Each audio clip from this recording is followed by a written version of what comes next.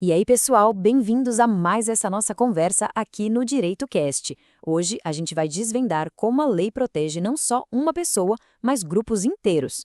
E ó, antes da gente começar com tudo, já sabe, né? Deixa aquele like, segue a gente e, se curtiu o conteúdo, compartilha nas suas redes. Isso ajuda demais a espalhar conhecimento importante por aí. Vamos nessa! Bom, vamos lá, vamos pensar numa situação real. Imagina só, uma fábrica que está poluindo o rio que abastece uma cidade inteira. Ou sei lá, pensa naquela cláusula abusiva num contrato de telefonia que afeta milhões de clientes ao mesmo tempo. São problemas que claramente ultrapassam o nosso umbigo, né? São os chamados conflitos de massa. E aí, como é que a gente resolve uma coisa dessa magnitude? A justiça individual, aquela do um contra um, parece que não dá conta. Quem é então que entra em campo para defender todo mundo? Pois é, a boa notícia é que o direito brasileiro tem uma resposta, e é uma resposta bem poderosa para isso. Existe toda uma arquitetura jurídica pensada exatamente para essas situações, para proteger a coletividade. A gente está falando dos famosos direitos coletivos. É um grande guarda-chuva que abriga três tipos principais. Bora conhecer cada um deles? O primeiro tipo são os direitos difusos. Pensa neles como os mais espalhados de todos, sabe? Eles são transindividuais, ou seja, vão além de uma pessoa só. São indivisíveis porque não tem como eu ter um ar puro e meu vizinho não, né? E aqui está o pulo do gato. Os donos desses direitos são indeterminados. Quem é o titular do direito a um meio ambiente equilibrado? Ué, todo mundo. É impossível fazer uma lista com o nome de cada pessoa. O que nos une é o fato de estarmos todos na mesma situação. Beleza. Agora, a segunda categoria, os direitos coletivos em sentido estrito, ou stricto sensu. Eles continuam sendo transindividuais e indivisíveis, mas aqui a coisa muda de figura. Os titulares, aqui a gente consegue identificar o grupo. É uma galera que está ligada por uma relação jurídica que já existia antes. Pensa nos estudantes de uma mesma universidade ou nos membros de um sindicato. O grupo é coeso, tem uma cola jurídica que une todo mundo. E para fechar o trio, temos os direitos individuais homogêneos. Presta atenção, porque aqui a lógica é um pouquinho diferente. Na real, no fundo, são direitos individuais. Cada um tem o seu. A grande sacada é que todos esses direitos nasceram do mesmíssimo evento. Pensa num lote de celulares que veio com defeito de fábrica. Milhares de pessoas compraram. Cada uma tem o seu prejuízo individual, mas a origem do problema é uma só. Então, por uma questão de inteligência, de eficiência, a lei permite que tudo isso seja defendido de uma vez só, coletivamente. Faz todo sentido, né? Certo. Já entendemos os tipos de direitos. Mas e aí? Qual é a ferramenta, o mecanismo na prática que a lei nos dá para defender tudo isso? A resposta é essa aqui, ó. A ação civil pública, a famosa ACP. Ela é o principal instrumento, o canivete suíço do processo coletivo para levar essas grandes causas para a justiça.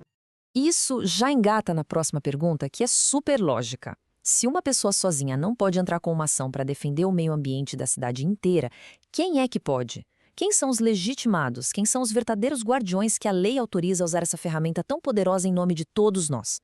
Então, a lei não deixou essa porta aberta para qualquer um. Ela criou um grupo bem seleto de protetores. Temos o Ministério Público, que talvez seja o mais famoso guardião da sociedade. A Defensoria Pública, defendendo os mais vulneráveis.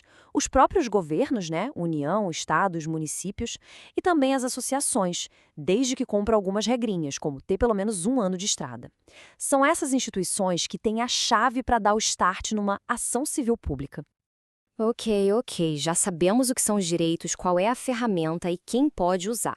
Agora, vamos entender as regras do jogo. Porque o nosso sistema brasileiro de ações coletivas, ele tem umas características bem únicas, sabe? Principalmente se a gente comparar com o modelo americano, as famosas class actions que todo mundo já ouviu falar em filme. Olha só que interessante esse resumo.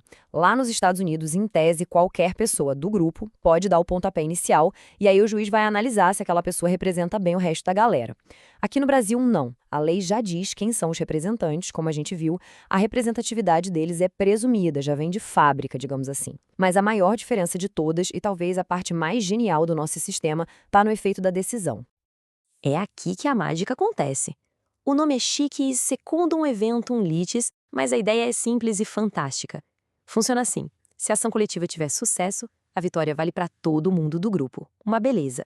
Mas, e se a ação for perdida, se for improcedente? Aí essa derrota não prejudica ninguém, não fecha as portas. qualquer pessoa do grupo ainda pode, se quiser, entrar com a sua própria ação individual.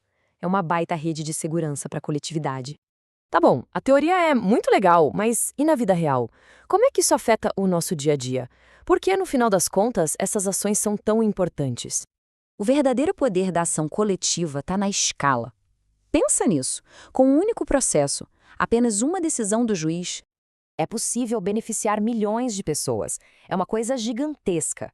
Uma única sentença pode obrigar uma montadora a fazer um recall de carros no país inteiro, pode forçar a limpeza de uma bacia hidrográfica, pode anular uma cobrança indevida para todos os clientes de um banco.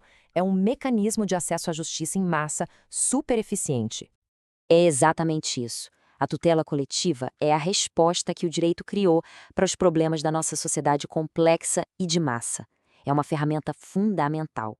E por falar em ferramenta fundamental, se essa explicação está clareando as coisas, que tal dar uma força? Compartilha esse conteúdo, manda naquele grupo de amigos, posta nas redes. Isso ajuda demais o nosso canal a crescer e a gente a continuar produzindo material assim. Então vamos amarrar tudo rapidinho. A gente começou com um problema que afeta todo mundo. Vimos que a solução está naqueles 3 tipos de direitos coletivos.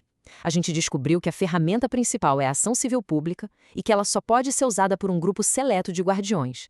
E, por fim, a gente entendeu o impacto absurdo que uma única ação dessas pode ter, mudando para melhor a vida de uma multidão. Para a gente fechar, fica aqui uma provocação. Agora que a gente conhece esses mecanismos, dá uma olhada ao redor.